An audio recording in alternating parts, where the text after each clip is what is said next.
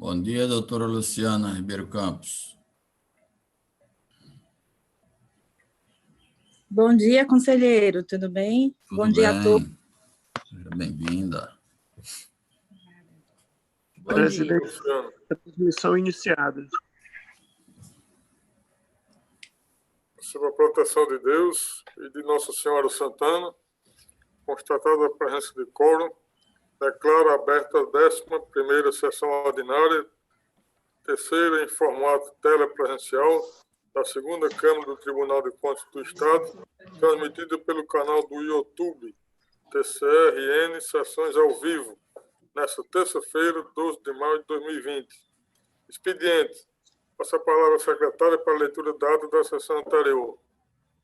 Ata da 11ª sessão ordinária, realizada em 5 de maio de 2020, terça-feira, às 9 horas, em formato telepresencial, transmitida pelo canal YouTube TCRN, sessões ao vivo, presidida pelo excelentíssimo senhor conselheiro Renato Costa Dias.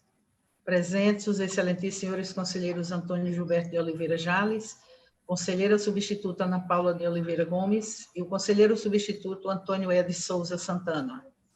E o representante do Ministério Público junto ao Tribunal de Contas, o procurador Carlos Alberto Galvão Barros. Registradas as presenças das secretárias das sessões e assessores de gabinete. Expediente. Iniciados os trabalhos da sessão, foi lida a ata da 10ª sessão ordinária 2020, que, colocada em votação, foi aprovada à unanimidade. Ordem administrativa.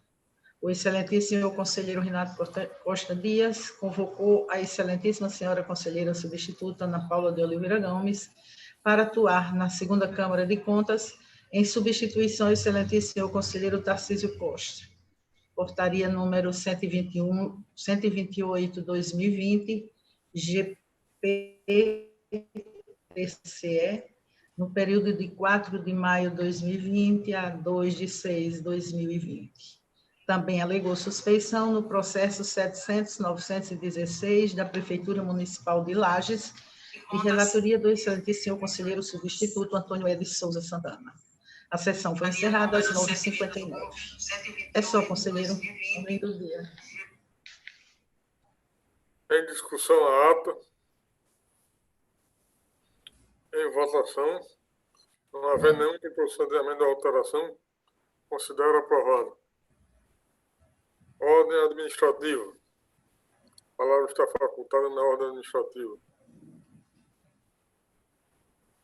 Se nenhum dos senhores conselheiros desejam fazer uso da palavra na ordem administrativa, passemos à ordem do dia.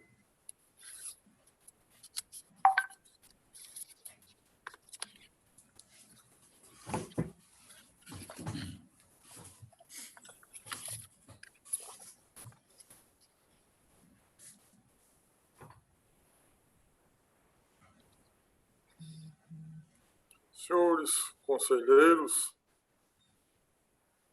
senhora procuradora, assessores, funcionários da casa e todos aqueles que estão assistindo à presente sessão telepresencial, tenho a relatar apenas um processo.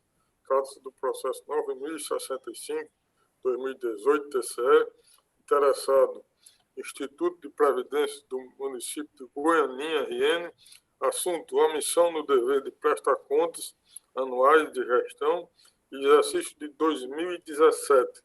Responsável João Eduardo de Lima Sobrinho, presidente à época. Relatório.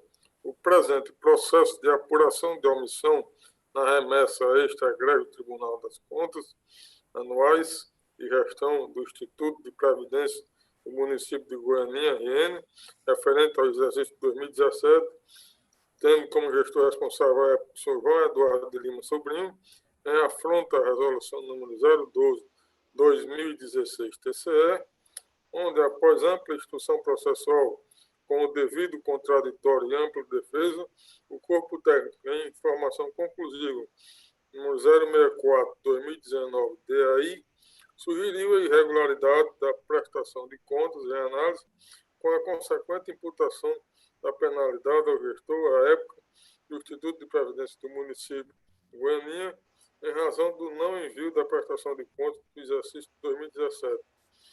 O Ministério Público Especial, em parecer número 192 de 2019, palavras do Dr. Procurador Dr. Carlos Roberto Galvão Barros, em consulta ao CIAI, a análise verifica-se que as remessas dos dados foram providenciadas em prazo posterior ao exigido pela resolução supracitada, na qual estabelece o prazo final para a apresentação das contas anuais da gestão em 30 de 4 de 2018, tendo sido a mesma apresentada somente em 29 de 4 de 2019, configurando assim situação de atraso. Finalizou opinando pela regularidade da matéria, com aplicação de multa ao gestor responsável, Sr. João Eduardo de Lima, sobrinho, o valor de R$ 5.000, em razão do atraso na entrega da prestação de contas anuais da gestão do Instituto de Previdência do município de Goianinha, referente ao exercício 2017. É o que importa relatar, passo a votar. Em análise aos autos, foi verificado primeiramente a omissão na remessa das contas anuais de gestão do Instituto de Previdência do município de Goianinha, RN, referente ao exercício 2017, sob responsabilidade do senhor João Eduardo de Lima Sobrinho. No entanto, em consulta ao CIAI, a análise, o Parquê Especial verificou que os dados foram remetidos em 29 de 4 de 2019, resultando assim em situação de atraso, não mais de omissão.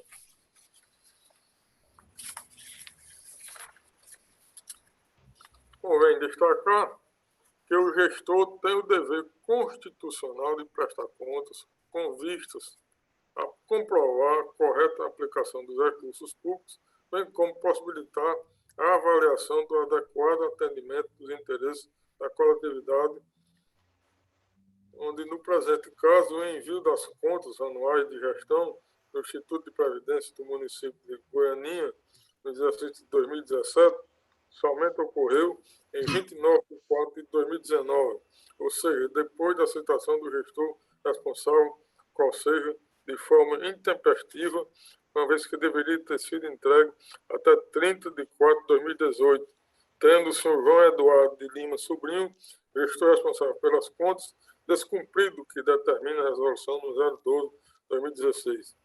De acordo com a resolução número 012 de 2016 da CRN, cabe ao responsável pelo órgão a obrigatoriedade de apresentar as contas anuais de gestão em meio eletrônico e pelo portal do gestor, organizada na forma e no prazo definido no referido instrumento normativo. Em sua defesa, o senhor João Eduardo de Lima Sobrinho apontou que tentou enviar as referidas contas no prazo previsto, porém sem sucesso, uma vez que o portal do gestor informava que este órgão, unidade, não envia conta de gestão, impossibilitando seu envio no prazo previsto. Ressaltou, no final, que as contas do Instituto de 2017 foram enviadas de modo conjunto ao município de Goianinha. Observou que as razões apresentadas pelo gestor responsável não podem prosperar, uma vez que, conforme bem apontou o corpo técnico, evento 21, e Parquê Especial, evento 28, o gestor responsável tem o dever legal, lato sensu, de atualizar tempestivamente a natureza jurídica do Instituto de Previdência do município de Goianinha, além de enviá-los no prazo legal previsto na referida resolução.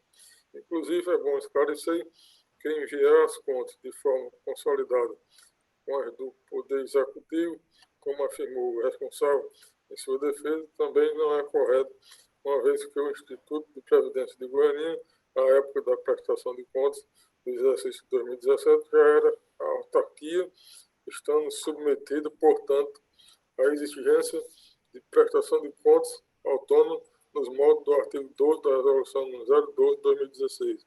Oportuno enfatizar também que a entrega intempestiva das contas anuais de gestão, apesar de não configurar omissão no dever de prestar contas, como na inicial, não exime o responsável de ser devidamente penalizado com a implicação da sanção cabível.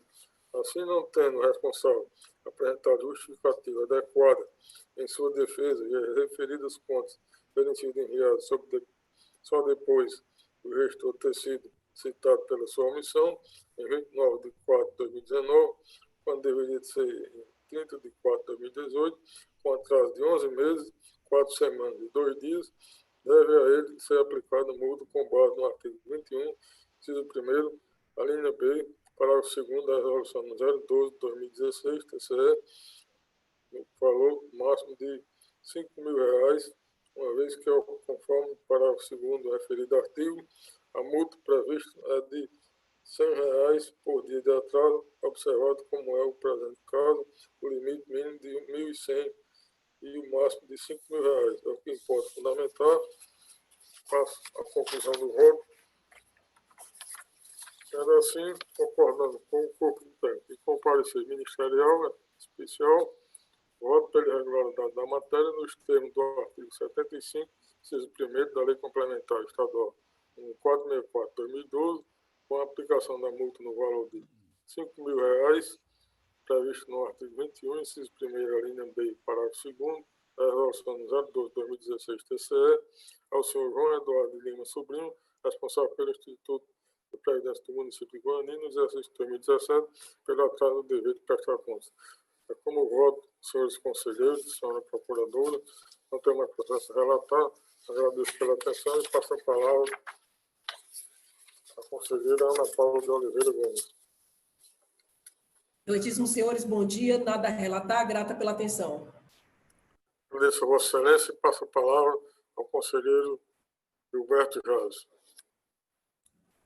Senhor presidente, senhora conselheira em substituição, doutora Ana Paula, seu conselheiro substituto, digníssima procuradora, doutora Luciana Ribeiro Campos, secretária das sessões, assessores e aos que nos acompanham pelo canal do YouTube. Senhor presidente, eu tenho 3 processos a relatar na presente sessão. Eu ressalto que nesse primeiro processo, o 11.318/2002, há nos autos suspeição dos conselheiros Tarcísio Costa e Renato Costa Dias. Portanto, com a presença da conselheira em substituição, doutora Ana Paula, acho que não resta prejudicado, dá para a gente fazer, relatar e votar e julgar, melhor dizendo, o referido processo. E ainda, caso haja desempate, a possibilidade de convocação do conselheiro substituto, doutor Antônio Ed, nessa mesma sessão, para desempate. Vamos à relatoria do processo. Processo 11.318/2002, Prefeitura Municipal de Natal, documentação comprobatória de despesa referente ao 3º quadrimestre de 2001, conforme a resolução à época, a resolução 02/2001.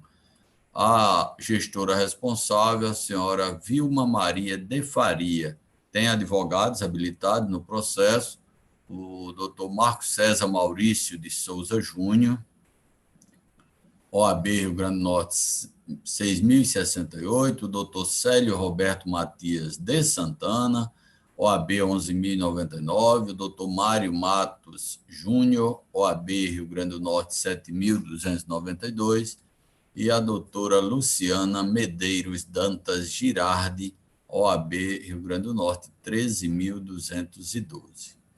Relatório. Versos presentes autos sobre a análise da documentação comprobatória da despesa da Prefeitura Municipal de Natal referente ao 3º quadrimestre de 2001, responsabilidade da senhora Vilma Maria de Faria.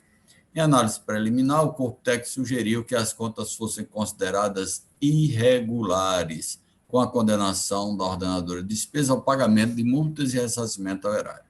Após a emissão da cota ministerial, no evento 30, as folhas 55 a 61, foi realizada a citação da responsável, que teve o pedido de prorrogação de prazo deferido.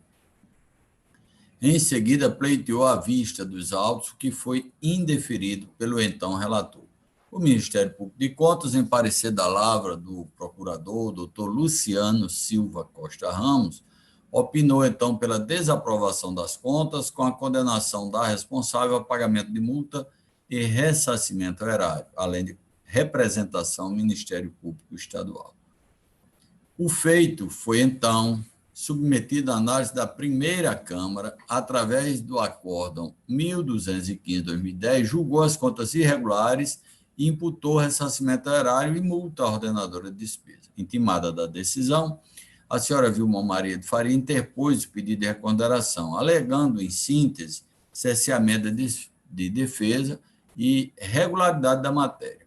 Através do Acórdão 06/2015-TC, o Pleno desse tribunal julgou pela decretação da nulidade parcial do referido processo, excluindo a validade de todos os atos praticados após a citação da responsável, devendo, por conseguinte, ser considerado nulo o Acórdão 1215/2010, convertendo-se o processo, então, em diligência interna, a fim de que se proceda a nova citação da responsável, seguindo o processo, a partir de então, seu trâmite normal. O Parquet Especial interpôs um pedido de reconsideração em face ao Acordo 06/2015, ao qual o Pleno negou o provimento.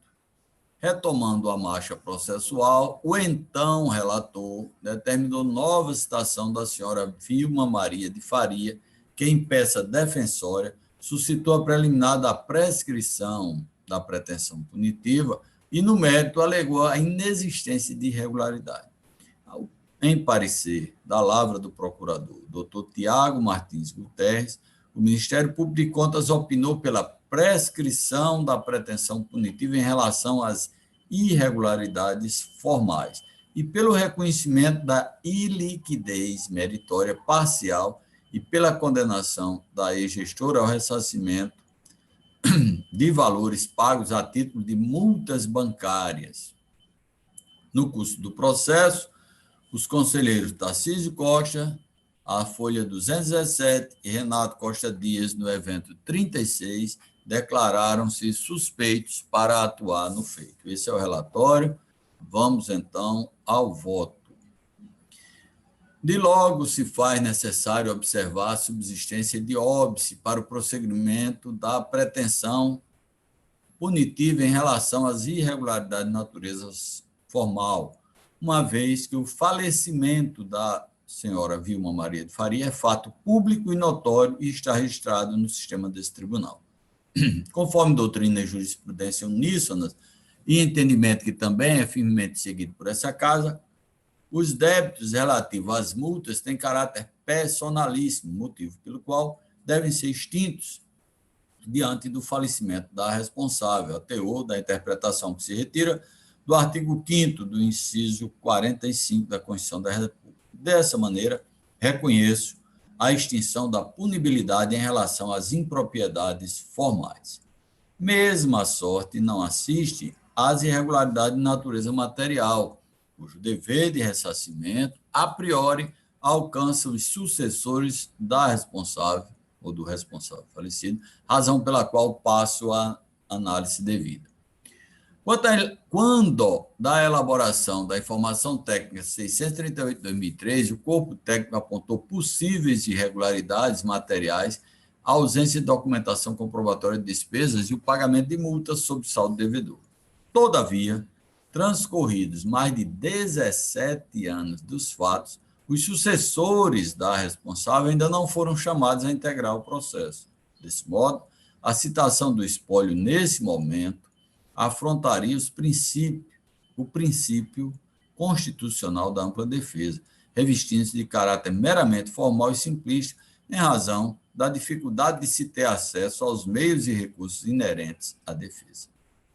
Forçoso constatar, portanto, a incidência de larga extensão temporal como causa prejudicial ao pleno exercício do direito de defesa. Ademais, entendo que não há como se imputar o dever de ressarcimento aos sucessores da responsável, tendo como fato gerador um dano erário presumido, em razão da não prestação de contas pelo gestor à época. Diante disso, em homenagem aos princípios da razoabilidade, da ampla defesa, mesmo considerando que o corpo instrutivo apontou a ocorrência de possíveis irregularidades materiais perpetradas no exercício de 2001, sinto-me convencido a declarar a iliquidez da matéria quanto a este ponto, aplicando-se o disposto no caput do artigo 76, da Lei Complementar 464/2012. E eu trago no voto o artigo 76, transcrito, Vossas Excelências conhecem muito bem, mas como trata-se de uma sessão transmitida, eu vou ler a íntegra do caput, do 76. As contas são consideradas iliquidáveis quando caso fortuito ou de força maior, para cujos efeitos não haja concorrido o responsável por ação ou omissão, tornar-se materialmente impossível o julgamento do respectivo mérito por qualquer das formas previstas no 73, 74, 75. Portanto, passo à conclusão, diante de todo exposto, voto pelo reconhecimento da extinção da punibilidade decorrente do óbito da responsável à luz do artigo 5º, inciso 45 da Constituição Federal, bem como pela impossibilidade de prosseguimento da instrução processual em apreço, haja vista a iliquidez meritória quanto às alegadas irregularidades materiais suscitadas pelo corpo técnico em conformidade com o artigo 76 da Lei Complementar 464/2012, com o consequente arquivamento do feito. É o voto, senhor presidente. Passo, então, a relatar o segundo processo. Processo 6.123/2013, trata de um relatório anual referente ao exercício 2012 e cujo jurisdicionado é a Prefeitura Municipal de Lajes Pintadas. Não confundir com Lajes Cabugi. Lajes Pintadas. O responsável, o senhor Nivaldo Alves da Silva. Versam os autos sobre as contas anuais do chefe do Poder Executivo de Lajes Pintada, atinentes ao exercício financeiro de 2012, de responsabilidade do senhor Nivaldo Alves da Silva, então prefeito municipal. Em análise preliminar da matéria, a DAN sugeriu a emissão de parecer prévio favorável à aprovação das contas, com ressalva, em razão da não estimativa da receita orçamentária pelo valor bruto, descumprimento do limite de despesa pessoal do Poder Executivo, ausência de registro da movimentação da dívida ativa e inconsistência na apuração do saldo patrimonial. Citado, o responsável apresentou defesa, alegando, em suma, que a despesa pessoal foi reduzida no segundo semestre de 2013, que o município está adotando medidas para o controle da dívida ativa e que a inconsistência na apuração do saldo patrimonial seria objeto de ajustamento fechado, do ajuste fechado no balanço de 2015. Analisando as razões defensórias, o corpo instrutivo afastou a irregularidade relativa à estimativa da despesa pelo valor bruto, manteve os demais apontamentos iniciais e sugeriu o parecer pelo prévio desfavorável. Eu acho que no início eu li favorável, desfavorável à aprovação das contas. Redistribuído o feito, devolvi os autos à DAN para que informasse o momento em que o limite de gasto pessoal foi ultrapassado, e sobreveio, então, a informação 31/2020 da DAN, na qual a unidade instrutiva esclareceu que descumprimento ocorreu já no primeiro semestre de 2012. Esse é o relatório. Vamos, então, ao voto. O exame das contas de governo focaliza a conduta do administrador no exercício das funções de planejamento, organização, direção e controle das políticas públicas, idealizado na concepção das leis orçamentárias. Nos ensina o nobre professor José Ribamar de Caldas Furtado. A competência constitucional do Tribunal de Contas do Estado de apreciar e emitir parecer prévio permite avaliar o desempenho do chefe do Poder Executivo, refletindo nos resultados da gestão orçamentária, financeira e patrimonial. A apreciação das contas anuais do prefeito municipal de Lajes Pintada, no exercício 2012, tem por base elementos fáticos incertos nos relatórios de auditoria produzido pelo corpo técnico da DAN, que apresentou uma análise criteriosa sobre as contas. Feita essa breve exposição, passo à análise das irregularidades identificadas pelo corpo técnico. Primeiro ponto, despesa com pessoal. A Constituição Federal estabelece que a despesa com pessoal não poderá exercer os limites estabelecidos em lei complementar, estando a matéria disciplinada na Lei de Responsabilidade Fiscal. E aí eu trago aqui o artigo 19 da Lei Complementar 101/2000, o inciso 3º, o artigo 20, o inciso 3º também, que fala da esfera municipal, né? Os 6% para o legislativo e 54% para o executivo. A LRF prevê mecanismo de correção do desvio, de modo que, se alcançando 95% do limite, o ente deve adotar medidas previstas no parágrafo 1 do artigo 22. Caso ultrapassado o limite estabelecido no artigo 20, o percentual excedente terá que ser eliminado nos 2 quadrimestres seguintes, sendo pelo menos 1/3 no primeiro. Na situação dos autos, a análise técnica constatou que a despesa com o pessoal do Poder Executivo de Laje Pintada alcançou 55,38% da despesa corrente líquida no primeiro semestre de 2012 e 55,22% no segundo semestre. Destaco por oportuno que os municípios com menos de 50 mil habitantes, como é o caso de Laje Pintada, podem optar por divulgar o RGF semestralmente, conforme o artigo 63(1), a linha A da LRF. No entanto, caso ultrapassados os limites relativos à despesa total do pessoal ou à dívida ativa, a dívida consolidada, o ente fica sujeito aos mesmos prazos de verificação e retorno ao limite definido para os demais. Artigo 63, parágrafo 2º. A respeito dos prazos para a redução da despesa com o pessoal dos municípios que publicaram o RGF semestralmente, o Manual Demonstrativos Fiscais, válido para o exercício de 2012, elaborado pela Secretaria do Tesouro Nacional, esclarece: caso o excesso seja verificado no primeiro semestre por parte dos municípios com menos de 50 mil habitantes que tenham optado pela divulgação semestral, o prazo para a recondução da despesa ao limite será contado a partir do quadrimestre iniciado imediatamente após o período de apuração do excesso. Quadrimestre são os períodos pré-estabelecidos de janeiro a abril, maio, agosto, setembro a dezembro. Dessa forma, caso o excesso seja verificado no primeiro semestre, o município estará obrigado a publicar os demonstrativos quadrimestralmente a partir de agosto, término do segundo quadrimestre, e a verificar o cumprimento dos limites quadrimestralmente a partir do terceiro quadrimestre, setembro a dezembro, inclusive e explicitando a trajetória de reenquadramento. Logo, tendo o Poder Executivo de Laje Pintada ultrapassado em 1,38 o limite de gasto pessoal no primeiro semestre de 2012, ao final do exercício deveria ter reduzido pelo menos 0,46, correspondente a 1/3 do percentual excedente, o que não foi observado.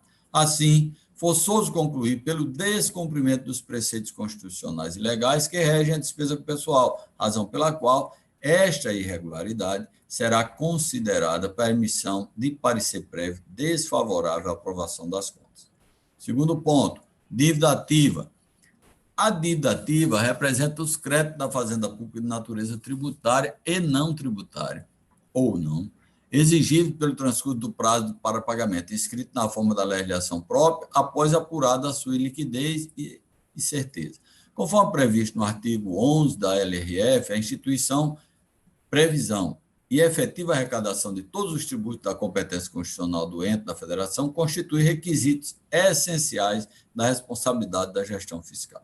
O artigo 58 do mesmo diploma legal dispõe que a prestação de contas evidenciará o desempenho da arrecadação em relação à previsão, destacando as providências adotadas no âmbito da fiscalização das receitas, combate à sonegação, as ações de recuperação dos créditos nas instâncias administrativas e judicial, bem como as demais medidas para incremento das receitas tributárias e de contribuições.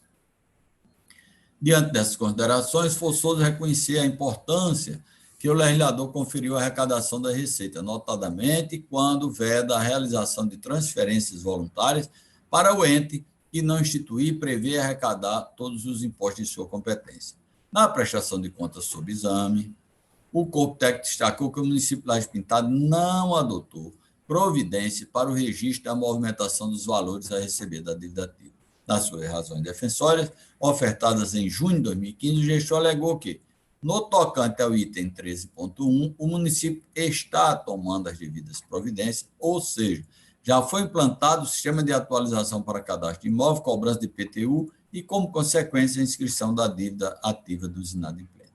Como se observa, A defesa não trouxe argumentos relativos à irregularidade no exercício 2012, limitando-se a afirmar que, em 2015, a dívida passaria a ser inscrita. Nesse contexto, concluo que, em 2012, o gestor não adotou as medidas necessárias à inscrição da cobrança da dívida ativa, o que resultou na ausência desses dados no balanço patrimonial, conforme destacado muito bem pela DAN.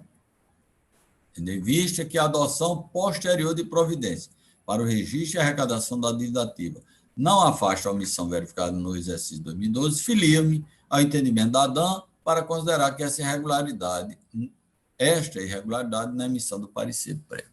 Terceiro ponto, apuração do saldo patrimonial. Além das irregularidades acima indicadas, suficientes para a emissão do parecer prévio desfavorável à aprovação das contas, a análise técnica identificou inconsistência na apuração do saldo patrimonial, com a diferença de R$ 3.392.772,92. Sobre este ponto, o responsável apenas afirmou que o erro seria objeto de ajuste no fechamento do balanço em 2015.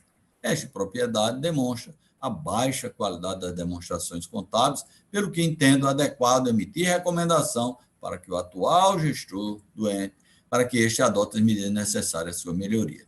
Passo à conclusão, em razão de todo exposto, em consonância com o posicionamento do corpo técnico, voto pela emissão de parecer prévio desfavorável à aprovação das contas da Prefeitura Municipal de Laje Pintado no exercício 2012, o qual segue anexo. B. Nos termos do artigo 61 da Lei Complementar Estadual 464/12, em razão das irregularidades verificadas que, após o trânsito julgado da decisão, seja instaurado processo autônomo de apuração de responsabilidade a ser providenciado pela DAN, e item C, pela recomendação ao chefe do Poder Executivo de Laje Pintada, o atual gestor, para que adote medidas necessárias à melhoria da qualidade das informações contábeis e do registro da dívida ativa, devendo ser intimado da presente decisão. Em anexo, o parecer prévio, que traz os considerandos de praxe, todos os considerandos, para o exercício 2012, e, por fim, decidindo emitir parecer prévio desfavorável à aprovação das contas da Prefeitura Municipal de Laje Pintada relativo ao exercício 2012, de responsabilidade do senhor Nivaldo Alves da Silva, submetendo-as à Câmara Municipal. Por fim, registre que as conclusões desse parecer prévio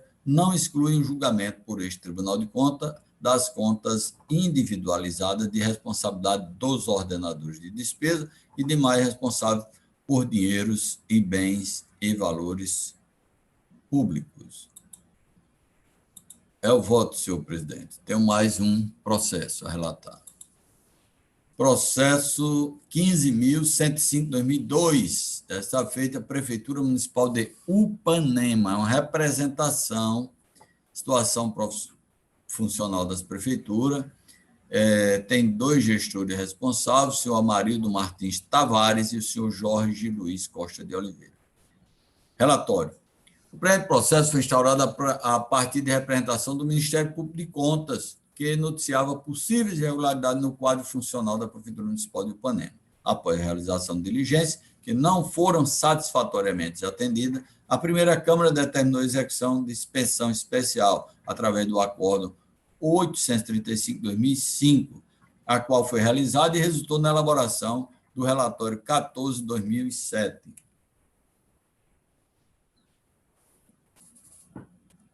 Os senhores Amarildo Martins Tavares, prefeito entre 97 e 2000, e Jorge Luiz de Oliveira, gestor entre 2000 e 2008, foram citados. E apenas o último, o senhor Jorge, apresentou defesa, tendo então o relator declarado a revelia do primeiro. Analisando as razões defensórias, a diretoria de despesa com pessoal entendeu que as irregularidades inicialmente apontadas foram parcialmente sanadas, subsistindo as seguintes: inexistência do arquivo com pastas funcionais do pessoal contratado por tempo determinado do pessoal comissionado, arquivo pessoal com pastas funcionais com documentação incompleta, reclassificação indevida das pessoas admitidas em função diferente da atual, através de portarias sem lei que autorize, irregularidade na nomeação de cargo comissionado sem lei que contenha quantidade de vagas e sua lotação, servidores nomeados após 98, sem que seus nomes constem na relação de aprovados em concurso público, contratação de pessoal por tempo determinado sem existência de lei municipal que autorize essa modalidade de contratação, sem os pressupostos necessários, e contratação de pessoal por tempo determinado de servidores ocupantes de cargo efetivo do município, concorrendo com acumulação indevida.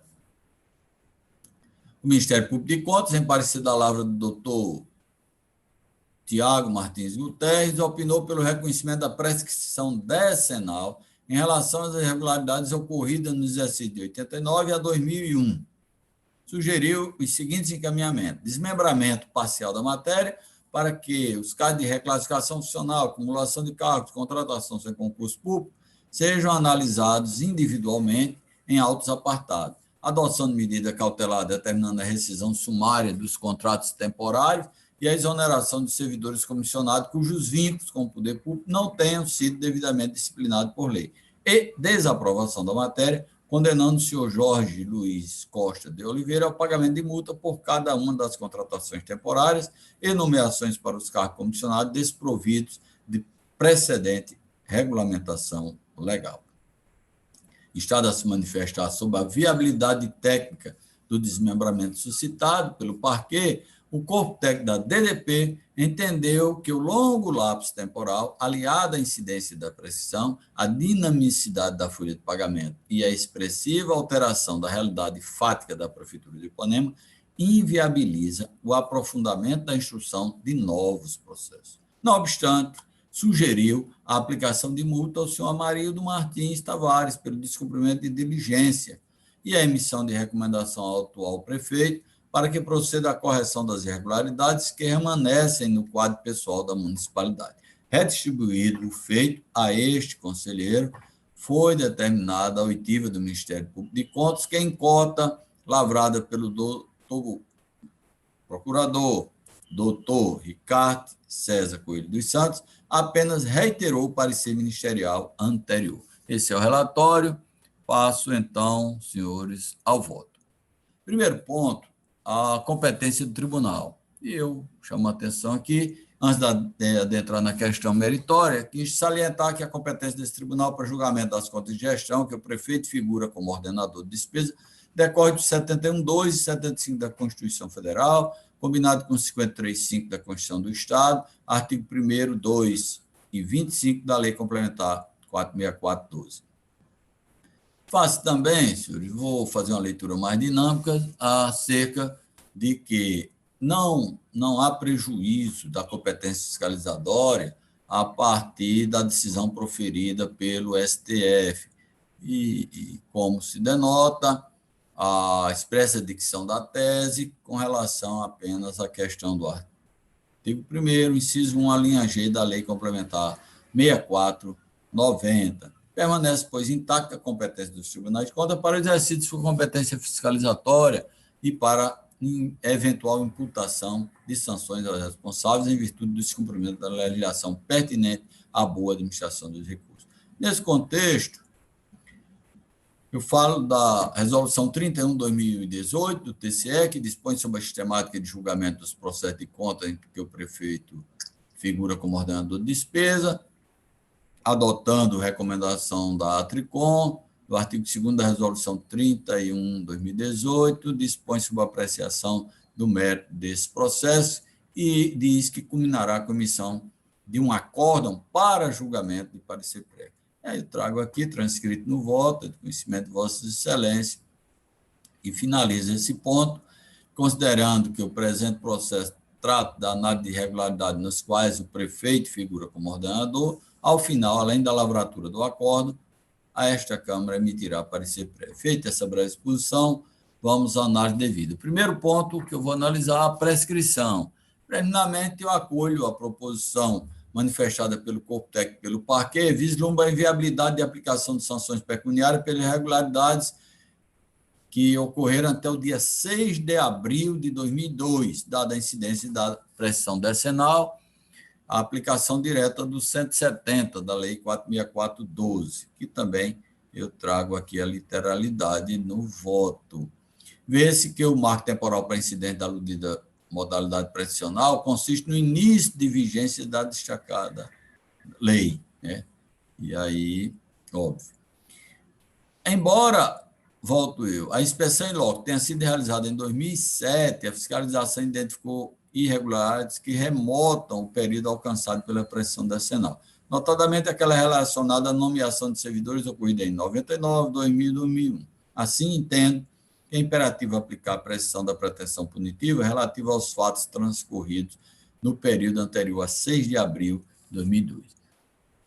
Incide a súmula 25 desse TCE e, portanto, eu finalizo este ponto, considerando que, no presente caso, não há qualquer indício de dano material erário, conforme atestado expressamente pelo Corpo Instrutivo e pelo Ministério Público de Contas, tendo em vista a inexistência de decisão condenatória até o presente momento, em relação às irregularidades ocorridas antes de 6 de abril de 2002, entendo pelo reconhecimento da prescrição decenal. Terceiro ponto a analisar, servidores comissionados e contratações temporárias. O corpo técnico apontou irregularidade na nomeação de servidores comissionados e na celebração de contratos temporários sem a prévia regulamentação legal, o que afronta diretamente o texto constitucional, e eu trago no voto a fundamentação do artigo 37, incisos 5 e 9. Com relação a isso, eu vou poupar a leitura e digo que, consoante anexo 1 do relatório 14/2007 ICE, as contratações ocorreram entre 2005 e 2007. Portanto, não são alcançadas pela prescrição decenal de que tratamos no item anterior. E isso tudo durante a gestão do senhor Jorge Luiz Costa de Oliveira, que, apesar de ter apresentado defesa, não impugnou este ponto.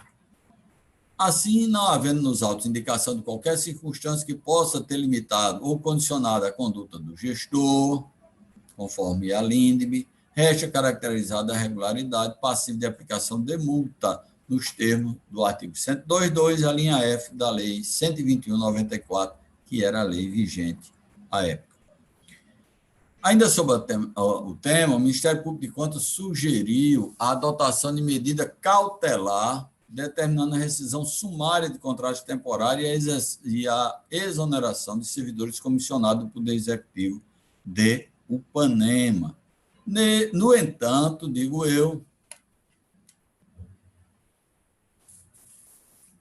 confrontando a relação de servidores comissionados, constante no anexo 1 do relatório 14/2007, com os dados informados no CIDP, é possível verificar que em dezembro de 2019, quando o nosso gabinete fez essa constatação, nenhum deles ocupava cargo em comissão na Prefeitura Municipal de Ipanema. Da mesma forma, as contratações temporárias identificadas em 2007 não estavam mais vigentes em dezembro de 2019.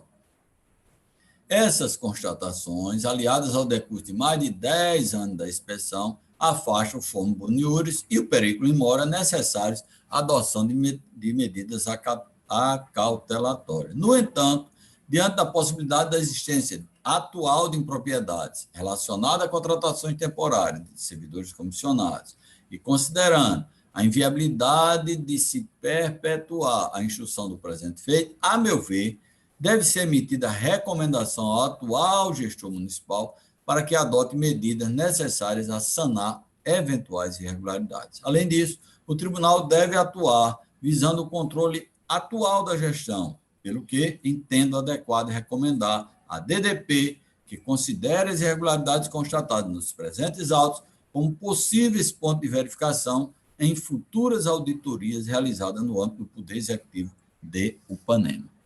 Quarto ponto, está se aproximando do final. Servidores efetivos. Na análise conclusiva, a equipe da auditoria relacionou o nome de servidores efetivos admitidos após a Constituição de 88 e que não constavam na lista de aprovados em nenhum concurso público realizado pela Prefeitura Municipal de Ipanema. Das 9 nomeações indicadas, apenas 2 ocorreram após abril de 2002. Ademais, ainda que verificada a irregularidade possível de aplicação de multa ao gestor responsável, foram alcançados pela pressão decenal.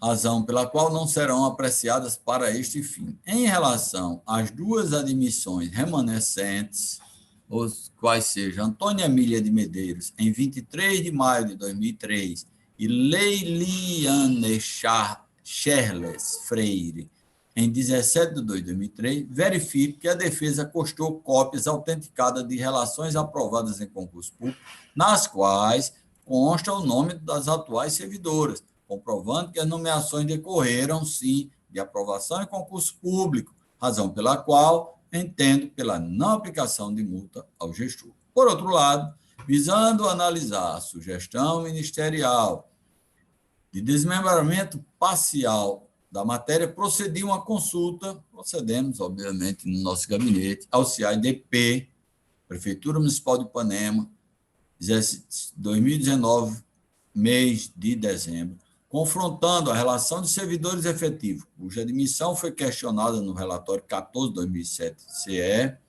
com os dados constantes atualmente no CIADP. Verifico que as pessoas abaixo da rolada continuam integrando o quadro pessoal da Prefeitura Municipal de Ipanema, quais sejam Amanda Cristiane Barbosa Mendonça, Ana Cláudia Bezerra de França Alves, Ana Cristina Veríssimo dos Santos Oliveira, Antônia da Paz Castro Vieira, Antônia Emília Medeiros, Antônia Maria Fernandes Nogueira Maia, Antônio Vicente da Silva Filho, Cláudio Antônio Silva de Oliveira, Damiana Osana da Silva Caetano, Denise Maria Pinheiro Figueiredo Aquino, Edileuza Maria da Silva e Paula, e aí segue, até o 39º nome aqui. A leitura está tudo acostado no voto. Por outro lado, não localizei no Sistema Eletrônico do Tribunal processos que tratem da admissão destes servidores para o quadro pessoal da Prefeitura de Ipanema. A Constituição Federal dispõe que ao tribunal compete apreciar para fim de registro a legalidade dos atos de admissão de pessoal a qualquer título da administração direta e indireta, incluída nas fundações instituídas e mantidas pelo poder público, excetuadas as nomeações para cargo de provimento em comissão, bem como as das concessões de aposentadoria, reformas e pensão. Assim, para abreviar a leitura do voto, visando salvaguardar a competência desse tribunal e permitir uma análise atual e aprofundada de possíveis irregularidades relacionadas às admissões versadas nos presentes autos, entendo por conferir prazo para que o atual prefeito de Ipanema remeta os atos de admissões ocorridos após a Constituição de 88 dos servidores efetivos que compõem o quadro de pessoal da municipalidade, especialmente, mas não apenas, dos 39 servidores acima relacionados. Quinto ponto, analisada a reclassificação da função, a folha 201 do evento 1, cuja portaria datada de 10/4/2013 é assinada pelo senhor Jóio Luiz da Costa de Oliveira, na qual altera a função do senhor Gilzivan Castro Mendonça, de telefonista, para a função de assistente administrativo, pois a função de telefonista foi extinta no município. Consoante apontado pela unidade técnica, essa mudança de função não possui amparo em lei, o que afasta a possibilidade de reconhecimento da transformação do cargo, o que, nos termos do artigo 22(9) da Lei Orgânica do Município de Ipanema, compete à Câmara Municipal. Logo, a situação representa desvio de função decorrente da transformação de cargos sem previsão legal. O gestor responsável não impugnou essa irregularidade, não indicou a lei que eventualmente teria autorizado a transformação. Assim, caracterizando o descumprimento da exigência legal, conforme no 102(2)F da Lei 121/94, também a situação importa em aplicação de multa. Item 6, acumulação de funções públicas. O corpo instrutivo também sugere a imposição de multa pela acumulação indevida do senhor Ricardo Alexandre Bezerra de Oliveira, que ocorreu em 2005, quando firmou um contrato temporário, sendo este já ocupante de cargo efetivo. O artigo 37, inciso 16(c) da Constituição Federal, permite a acumulação de 2 cargos, empregos privativos profissionais de saúde, sendo a regra estendida para empregos, funções. Na hipótese dos autos, havia acumulação de 1 cargo efetivo com uma função pública exercida por contratação temporária, referindo-se ambos à profissão de cirurgião dentista.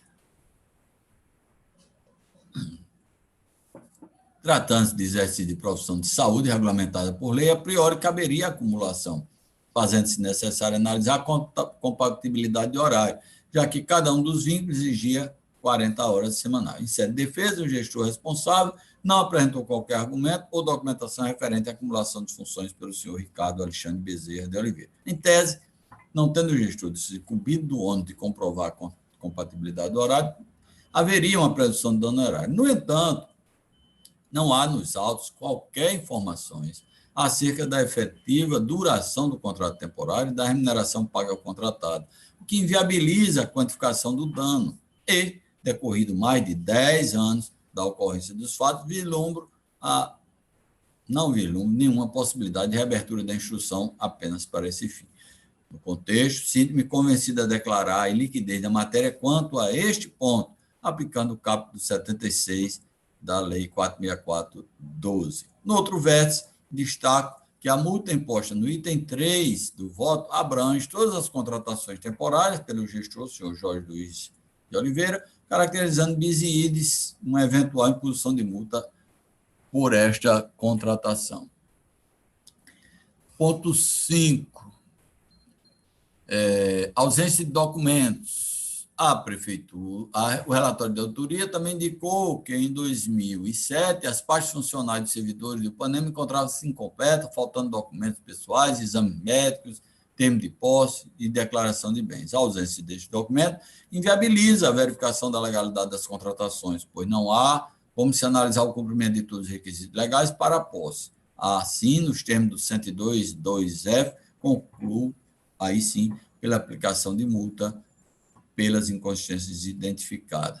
Descumprimento de diligência é o outro ponto. Através da informação 373 de 2018, a DDP sugeriu a aplicação de multa ao senhor Amarildo Martins Tavares, gestor anterior, pelo descumprimento de diligência determinado por esse TCE e, consequentemente, pela decretação de sua revelia.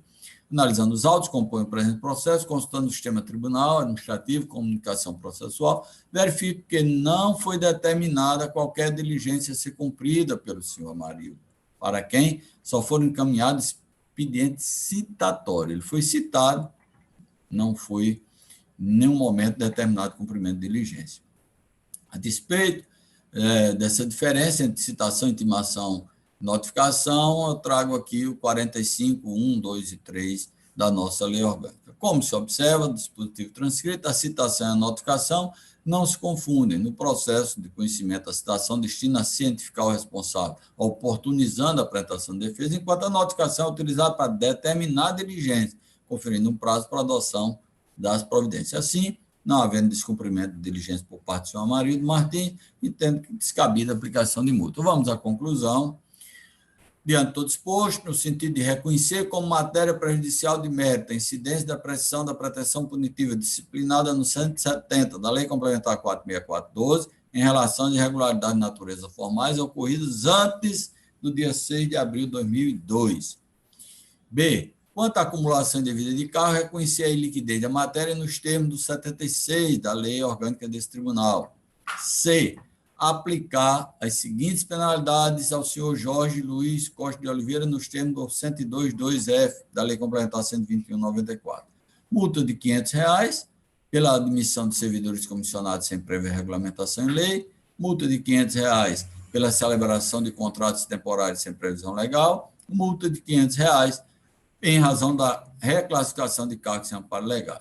Conferir prazo de 30 dias para que o atual prefeito remeta os documentos necessários à análise da admissão dos servidores efetivos, admitidos após a Constituição de 88, que compõem o quadro pessoal da municipalidade, especialmente, mas não apenas, aqueles relacionados no item 4 deste voto. Recomendar ainda ao atual prefeito municipal de Ipanema que proceda à correção das irregularidades constantes nos presentes autos, caso estas ainda subsistam, notadamente no concerne a manutenção de arquivos com partes funcionais de todos os servidores, independente do vínculo efetivo comissionado ou contratado, reclassificação do pessoal nomeado antes da Constituição Federal apenas em funções compatíveis com seus cargos de origem, conforme previsão legal, abstenção de nomear cargos em provimento em comissão que não tenham sido previamente criados em lei, com atribuições específicas de assessoramento, direção, chefia.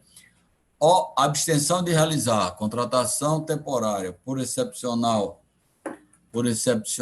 interesse público, sem o preenchimento dos requisitos constitucionais, autorização legal, excepcionalidade das funções temporárias e o limite da despesa com pessoal.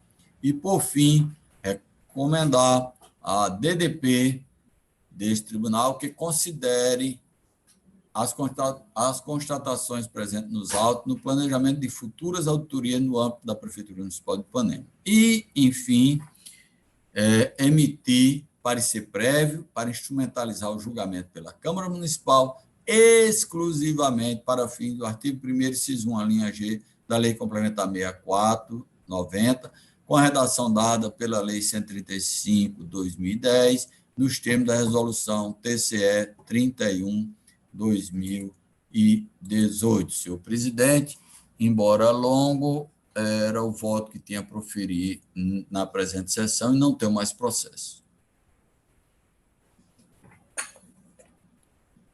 Agradeço a Vossa Excelência e passo a palavra ao excelentíssimo senhor conselheiro Antônio Hérito de Souza Santana. Muito bom dia, excelentíssimo senhor presidente, excelentíssimo senhor conselheiro, doutor Gilberto Jales, colega conselheira em substituição, doutora Ana Paula, ilustre representante do Ministério Público, doutora Luciana Campos. Minha saudação também a todos os que nos assistem pelo canal do YouTube. Eu tenho a relatar na sessão de hoje 2 processos. Inicio pelo processo 3.510/2012, cujo interessado é a Prefeitura Municipal de Natal, responsáveis os senhores José Walter da Fonseca e Justina Iva de Araújo Silva. Relatório. Versam os autos acerca de processo seletivo deflagrado em face da contratação de mão de obra terceirizada por meio de dispensa de licitação realizada pela Secretaria Municipal de Educação da Prefeitura Municipal de Natal.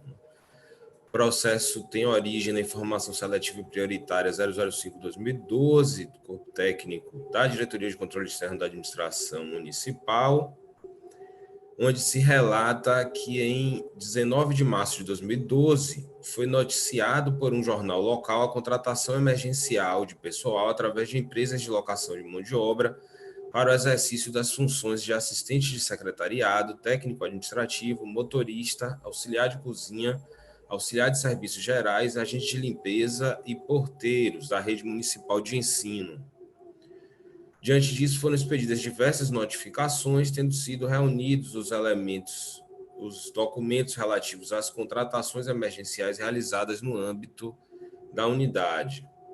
No curso da instrução processual, o Corpo Técnico da Diretoria de Despesa com Pessoal noticiou que o Ministério Público, junto a esta Corte de Contas, havia celebrado o termo de ajustamento de gestão com a Secretaria Municipal de Educação, tendo compreendido que houve minimamente o ordenamento da situação relativa aos contratos de terceirização do órgão, com o fim das contratações emergenciais por meio da efetivação da contratação decorrente do processo licitatório pregão presencial realizado em 2013. Posteriormente, após novas diligências, desta feita o Corpo Técnico da DAN, da Diretoria de Controle Externo da Administração Direta Municipal, em abril de 2019, proferiu informação conclusiva, esclarecendo que a cláusula 2ª do item 3 do termo de ajustamento de gestão, celebrado em 2013, diz respeito à regularização dos contratos de terceirização de pessoal e serviços no âmbito da Secretaria Municipal de Educação, com a determinação da realização dos procedimentos licitatórios cabíveis no prazo de 60 dias. Afirmou a unidade técnica que foi estipulado no referido TAG que, caso os contratos em vigor chegassem a seus termos sem a conclusão dos procedimentos licitatórios mencionados, deveria a administração observar os estritos termos do artigo 24, inciso 4º da Lei de Licitações em relação à contratação emergencial e sua prorrogação, enviando as informações pertinentes a este tribunal. Aduziu ainda o Corpo Técnico que, ao consultar o termo de ajustamento de gestão, fruto dos presentes autos, contido no processo 12.967 de 2013, pronunciou-se o parquê especial por meio de despacho, né, exarado naqueles autos no seguinte sentido, abro aspas, disse o parquê, né, observando que, em grande medida, as cláusulas essenciais do termo de ajustamento de gestão em epígrafe já foram devidamente satisfeitas, bem como que o objeto do superveniente TAG 002/2017, firmado entre o Ministério Público de Contas e a Prefeitura Municipal de Natal, por ser mais abrangente, passou a abarcar todas as problemáticas, em tese, ainda pendentes de exaustivo saneamento, faz-se imprescindível o arquivamento deste caderno processual. Fecho aspas. Diante do que foi apontado, entendeu a unidade técnica da DAN que não havia mais viabilidade de fiscalização das situações que ensejaram as emergências dos procedimentos contidos nos presentes autos, vez que passaram a ser objeto do termo de ajustamento de gestão 002/2017, mais abrangente que o TAG celebrado anteriormente, né? Sugeriu, então, corpo técnico o arquivamento dos autos. Encaminhados os autos ao parquê de contas, foi exarado pelo excelentíssimo senhor procurador doutor Ricardo César Coelho dos Santos, o parecer 100/2019, no qual também apontou que a situação dos contratos terceirizados da Secretaria Municipal de Educação passou a ser monitorada desde a assinatura do TAG 001/2013, aduzindo, por sua vez, que, conforme a informação 24/2013 da DDP e informação conclusiva da DAN, os contratos decorrentes de dispensa de licitação tratados nos presentes autos foram cancelados ainda no ano de 2013, passando a respectiva matéria a ser objeto do referido TAG, motivo pelo qual considerava satisfeito o objeto do pleito fiscalizatório neste ponto, especialmente em virtude da realização do pregão presencial em 2013.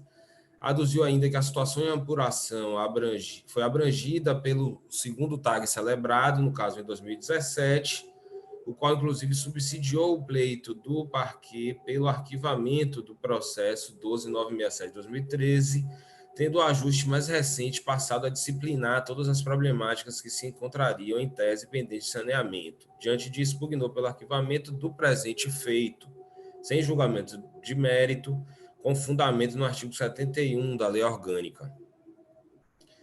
Encaminhados os autos, então, ao gabinete do então relator, doutor Renato Costa Dias, em 21 de agosto de 2019, este exarou o despacho, declarando-se suspeito para a relatoria do presente feito, motivo pelo qual, então, os autos vieram a mim redistribuídos por sorteio. É o que importa relatar, então eu passo a proposta de voto. A princípio, em razão do considerável lapso temporal em que o processo tramita no TCE, é imprescindível se faz sindicalizar sobre a configuração ou não do fenômeno prescricional, que eu verifico, primeiramente, que o processo teve sua tramitação iniciada antes da vigência da nova lei orgânica, mas assento que, enfim,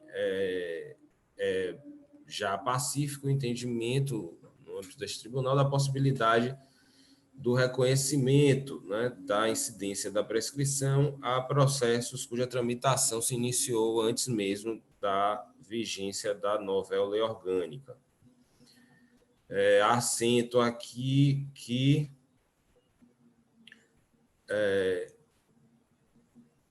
da análise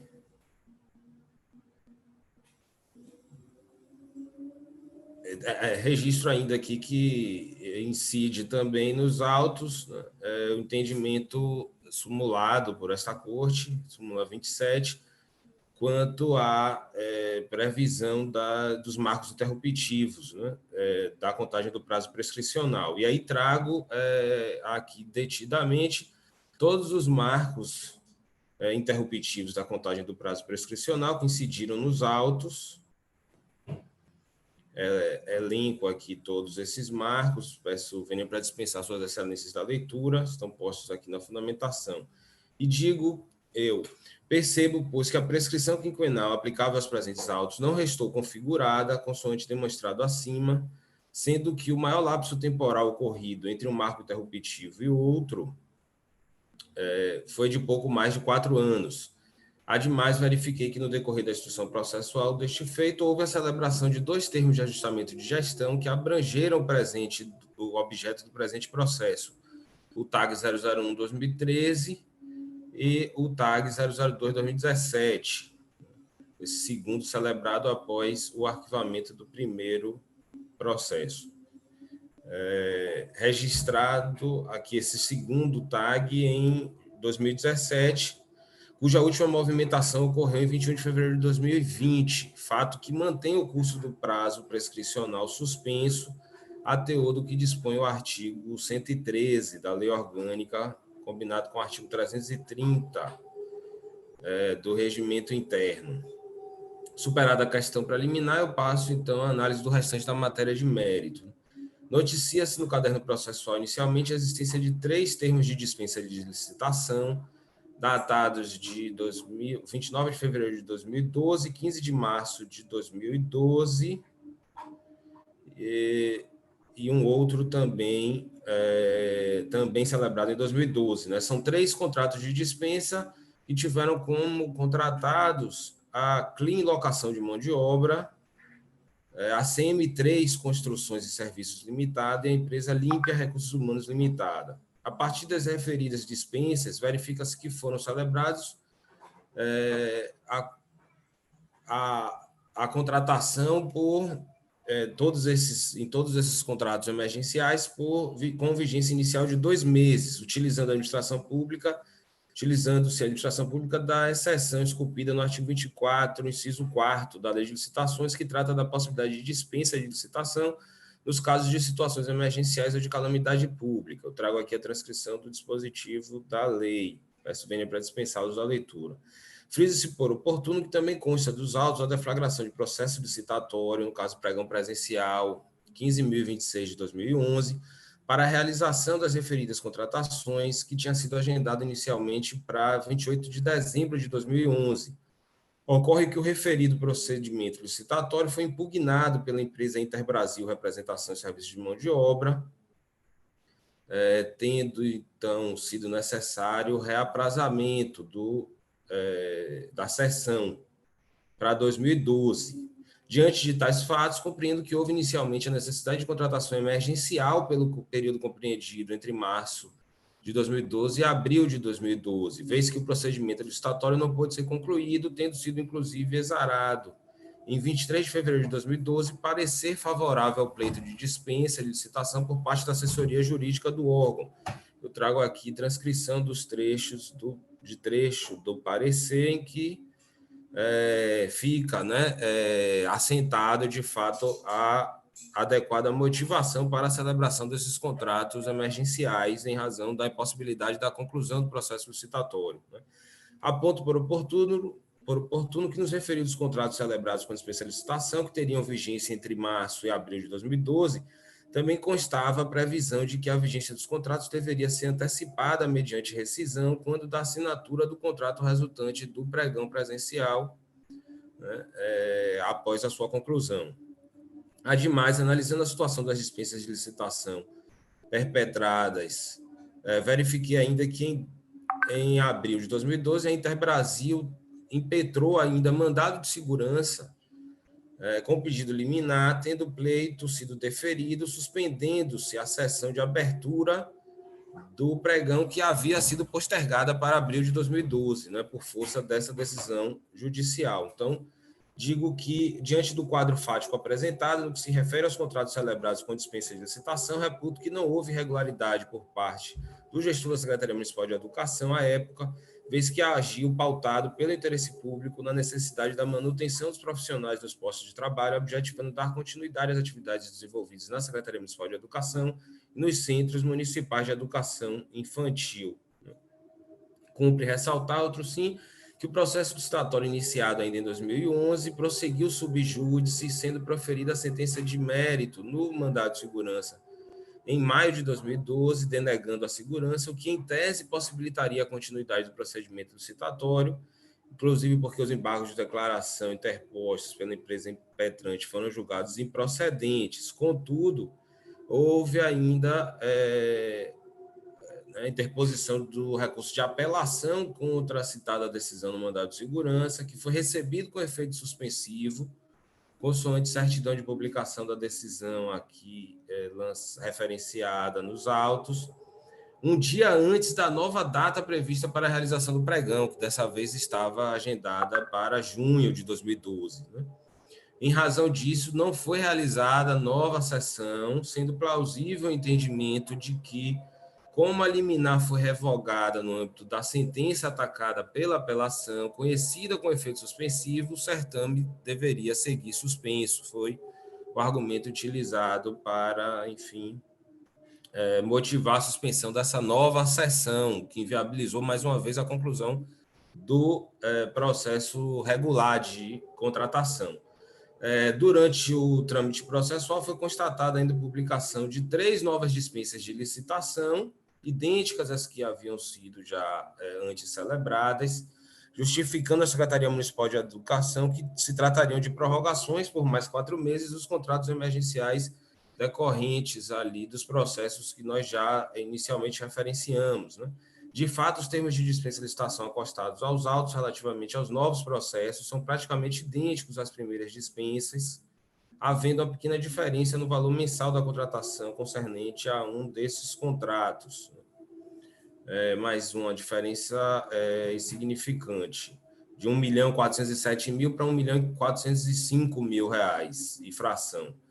Esclareça-se que as segundas dispensas foram publicadas com prazo de duração de 4 meses, né? Os primeiros com 2, as segundas com 4 meses, para se evitar a violação do dispositivo da Lei de Licitações, que estabelece como prazo máximo de duração desses contratos 6 meses, né? 180 dias. Analisando a situação em apreço, compreendo que, mesmo que se tratasse de prorrogações de contrato de terceirização, através de dispensas, os quais teriam inicialmente a vigência por 2 meses, irregularidade não haveria na situação, haja vista que o prazo total da contratação não extrapolaria o limite de 180 dias. Né? Trago aqui, inclusive, transcrição da doutrina do professor Dr. Jorge Ulisses Jacobi Fernandes, nesse mesmo sentido. Peço vênia para dispensar suas excelências da leitura. Trago também aqui precedentes do TCU, admitindo também como regular situação semelhante. Sobreleva demais que o processo estatório em referência permanecia suspenso, tendo sido prolatada a decisão que julgou o recurso de apelação somente em 2013, que decidiu pela prejudicialidade do recurso em razão da perda do seu objeto, tendo em conta que, em 15 de fevereiro de 2013, o município, então, publicou o termo de revogação do processo licitatório, que estava, né, ainda suspenso, para dar início a um novo procedimento. Né? Na marcha processual foram ainda juntados outros novos contratos de dispensa de licitação, aqui referencio todos eles, verificando-se igualmente a publicação de outros extratos aqui também, relativamente a outros processos, com as empresas aqui que eu referencio, também indicando os valores dessas contratações. Digo que, quanto aos novos contratos celebrados com dispensa de licitação, vislumbro que também não houve irregularidade em sua celebração, vez que o pregão, né, iniciado em 2011 ainda continuava suspenso em razão da impetração do referido mandado de segurança, estando pendente de julgamento o recurso de apelação imposto pela impetrante, que havia sido recebido com efeito suspensivo. Né?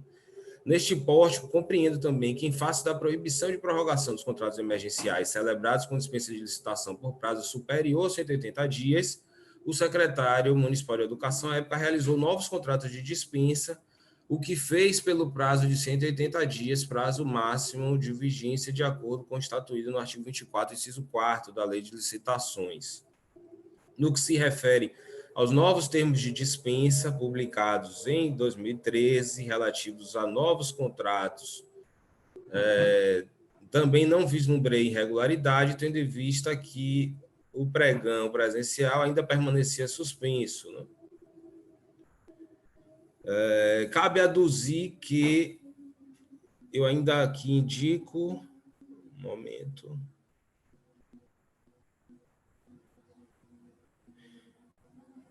Eu indico ainda que não vislumbro também conduta irregular caracterizada em razão de todos esses outros contratos que foram celebrados, ainda quando não se havia tido condições de concluir o processo regular de contratação, né, dadas as circunstâncias aí postas na fundamentação. Cabe aduzir que, corroborando com a informação do corpo técnico da DDP, entendo que as situações dos contratos celebrados pela Secretaria Municipal de Educação com dispensa de licitação entre os anos de 2012 e 2013, objeto de análise dos presentes autos, restou minimamente sanada com o fim das contratações emergenciais em decorrência da realização do procedimento citatório pregão presencial 15.018 de 2013. Foi quando se finalmente conseguiu concluir, né, o procedimento regular de contratação. A partir de então foram celebrados os contratos decorrentes deste pregão presencial, né, com o encerramento dessas contratações emergenciais que haviam sido antes celebradas. Registro aqui ainda que fiz o exame de mérito das contratações emergenciais celebradas até então, até 2013, considerando que não havia sido ainda celebrado o termo de ajustamento de gestão pelo Parquet Especial. Foi celebrado só em 2013. Ademais, verifico que foi assinado entre o Ministério Público, inicialmente o termo de ajustamento de gestão 001-2013, né, entre o Ministério Público e a Administração Municipal, foi devidamente homologado por esta Corte, passando a situação da contratação da mão de obra terceirizada, de todos esses contratos então vigentes, a ser monitorada no âmbito deste ajuste do TAG. Inclusive, na informação conclusiva, o corpo técnico constatou que o próprio Ministério Público também referenciou isso, e no próprio parecer conclusivo, o MPC também assenta isso, que opina pelo arquivamento dos presentes autos, justamente em razão do seu objeto estar agora abrangido pelo termo de ajustamento de gestão que foi posteriormente celebrado. Inicialmente, um em 2013, que foi encerrado, tendo sido celebrado um segundo, desta feita o 002 de 2017, firmado entre a Prefeitura Municipal de Natal e o Ministério Público de Contas, que passou a abranger, aqui nas palavras do próprio Parquet, todas as problemáticas aqui em questão, que antes faziam parte do objeto destes autos, razão pela qual o Parquet pugnou pelo arquivamento, né? Então, eu passo à conclusão, né?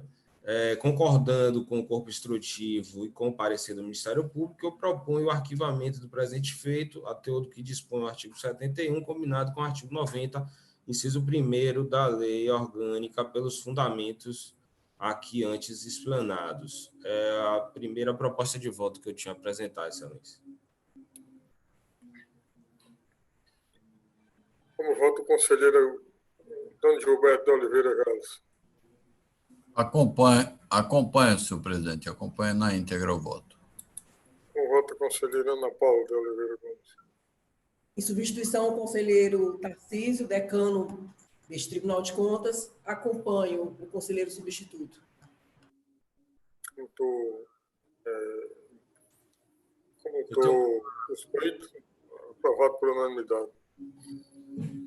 Eu tenho mais um processo a relatar, Excelência, é o 15.141/2014. Pelo adiantado da hora, eu vou tentar resumir a problemática aqui, também já bastante conhecida deste colegiado. O processo trata da análise da gestão fiscal relativa às de 2013 da Câmara Municipal de Riacho de Santana, tendo como responsável o senhor Francisco Elias Fernandes, né? Em resumo, aqui, após a instrução dos autos, ficou caracterizado, né, que, sob a ótica do corpo técnico da ADAM, né, no seu pronunciamento da informação conclusiva, deveriam ser as contas julgadas irregulares, com aplicação de sanções pelo atraso na divulgação do RGF do primeiro e segundo semestres de 2013, também pelo atraso no envio de comprovante de publicação do RGF referente ao primeiro semestre de 2013 e também pela extrapolação do limite constitucional relativo à realização da despesa total do Poder Legislativo do município nesse exercício, né? Aquele limite constitucional de que, no caso, né, município com menos de 50 mil habitantes não poderia ter despesa total superior a 7% da receita do exercício anterior do município, né? o Ministério Público de Contas opinou também pela aplicação de multa referente ao atraso nas publicações do RGF do primeiro e segundo semestre, multa referente ao atraso na remessa de comprovante de publicação, e o Ministério Público entendeu ser suficiente a expedição de recomendação à Câmara Municipal de Riacho Santana para que não excedesse o limite previsto constitucionalmente para a despesa total do Poder Legislativo Municipal.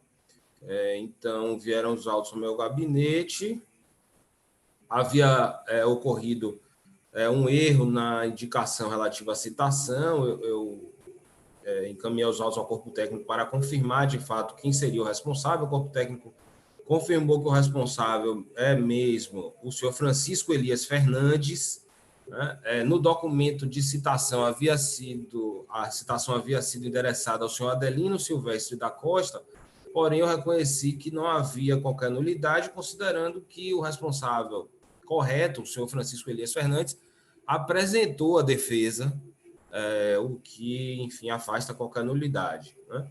Ele mesmo subscreveu, inclusive, a peça defensória. Então, não houve prejuízo à defesa. E então, abri vistas mais uma vez ao parquet, em razão da juntada desses novos elementos, que reiterou o parecer conclusivo anteriormente já exarado e aqui referenciado. E na minha proposta de voto, então, eu examino as situações que restaram ao final caracterizadas. Digo que, em relação ao atraso na publicação dos relatórios de gestão fiscal, necessária a aplicação da multa no valor de 5% dos vencimentos anuais do gestor, com base na Lei 10.028, combinado com a resolução editada por esta Corte, o que perfaz um montante de R$ 3.276, considerando, né, o subsídio mensal cadastrado no sistema do presidente da Câmara à época. Em relação ao atraso no envio dos comprovantes de publicação, eu aqui, me alinhando à jurisprudência dominante aqui, referenciada também nos precedentes que eu indico no voto, eu assento ser desnecessária a aplicação da multa pelo envio extemporâneo dos comprovantes de publicação, considerando que estamos já aqui aplicando a multa pelo atraso na publicação dos relatórios. Quanto à irregularidade relativa à extrapolação do limite constitucional para as despesas gerais do Poder Legislativo, eu aqui registro que eu discordo do parquet nesse ponto, porque o parquet considerou que, na prática, a despesa geral do Poder Legislativo total alcançou o patamar de 7,08%. quando o limite constitucional é 7%. Então, o Ministério Público propôs que não houvesse aplicação da sanção, considerando que seria irrelevante o valor da extrapolação aqui dessas despesas, né? Eu desvijo do parquet nesse ponto, né? Assento aqui as disposições constitucionais que tratam da matéria. Digo também que a própria Lei de Responsabilidade Fiscal determinou a fiscalização do limite de gastos totais do Legislativo Municipal, conforme o artigo 59, inciso 6 do LRF, né, que determina a necessidade de acompanharmos o cumprimento desse limite estabelecido na Constituição. E divirjo, então, do posicionamento defendido pelo Ministério Público por entender que há o cometimento de irregularidade grave, tanto por parte do ex-gestor do Poder Executivo, pelo repasse em percentual superior fixado pela Constituição Federal, bem como do então chefe do Poder Legislativo em referência por ter gasto a mais do que poderia, ou seja, por ter efetuado despesas além do limite constitucional determinado, né? Então, eu entendo necessária a aplicação de sanção. Registro aqui que esse é o entendimento que prevalece no âmbito deste tribunal. Trago aqui precedentes da relatoria da conselheira Maria Adélia, do conselheiro Gilberto Jales, também do conselheiro Carlos Thompson, em que se aplicou sanções nessas circunstâncias, né? Dito isso, discordando, e em que, então, digo isto, eu então proponho a aplicação de sanção em razão do descumprimento desse limite, no importe de 30% sobre o valor máximo, que é o mínimo previsto para a aplicação de sanções com base no artigo 107, inciso 2º, a linha B da lei orgânica, né? Que eu entendo que é o caso dos autos, que importa na quantia, na multa, no valor de R$ 4.621,08. Digo ainda que entendo necessário que seja apurada a responsabilidade do referido ex-gestor, em razão da potencial prática de atos de improbidade administrativa ou de ilícito penal, propondo também a representação do Ministério Público Estadual, né? Já quanto à conduta do prefeito, que repassou também, né, valores superiores ao limite constitucional para a Câmara, eu digo que é objeto do que está sendo apurado no processo 5.471/2014, que é referente às contas de governo do exercício de 2013 do Poder Executivo Municipal, razão pela qual eu deixo de tratar desta irregularidade aqui nestes autos. Enfim, examino aqui a defesa trazida pelo gestor, em que ele alega que teria havido falha no sistema da FEMURNE, o que inviabilizou a publicação dos relatórios na data definida na lei, porém ele não traz nenhuma prova dessa alegação, né? Em relação ao descumprimento dos limites gerais, enfim, ficou realmente demonstrado que, de fato, houve a extrapolação do limite e, em razão disso, não há como se afastar as irregularidades aqui imputadas a partir do que foi trazido na defesa. Então, concluindo a parte dispositiva, eu proponho julgamento pela desaprovação da matéria, com aplicação das seguintes sanções ao senhor Francisco Elias Fernandes: multa no valor de R$ 3.276, referente ao atraso na publicação do RGF, e multa no valor de R$ 4.621,08 pelo descumprimento do limite global de despesas com o pessoal do Poder Legislativo, propondo ainda a representação do Ministério Público Estadual, registrando, por fim, que, no caso dos autos, não há que se aplicar a súmula 29, considerando que a irregularidade não se restringe apenas a atrasos na publicação de relatórios e no envio de informações ao tribunal. É a proposta, Excelência. Eu acompanho, na qualidade de decano, e acompanho o entendimento do conselheiro Antônio Edo. Como vota o conselheiro Gilberto Jales? Acompanho, presidente. Inclusive, dentro já do que vem se posicionando a segunda Câmara e o tribunal. Acompanho integralmente. Conselheira Ana Paula de Oliveira Gomes. Em substituição ao conselheiro Tarcísio Costa, decano do TCRN, acompanho a proposta de voto. Ok, aprovado por unanimidade. Ainda tem processo a relatar?